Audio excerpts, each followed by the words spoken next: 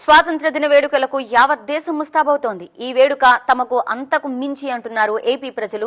రేపే ఏపీలో అన్నా క్యాంటీన్లు ప్రారంభం కాబోతున్నాయి. పేద మధ్యతరగతి వర్గాలతో పాటు కూలీలు, నిరుద్యోగులు, వివిధ పనులపై వచ్చిన వారికి కడుపు నింపేందుకు సిద్ధమయ్యాయి. పేద ప్రజల ప్రతి ఒక్కరు కూడా అన్నా క్యాంటీన్ వల్ల 5 రూపాయల భోజనం తింటున్నారు. ఆకలి తీరుస్తున్నాడు. చాలా మంచి పని. పేదవాడు ఒక 5 రూపాయలకి అన్నం తింటే చాలా గొప్ప విషయం. మేము ఎప్పటి నుంచో కోరుకుంటున్నాం పెట్టాలని.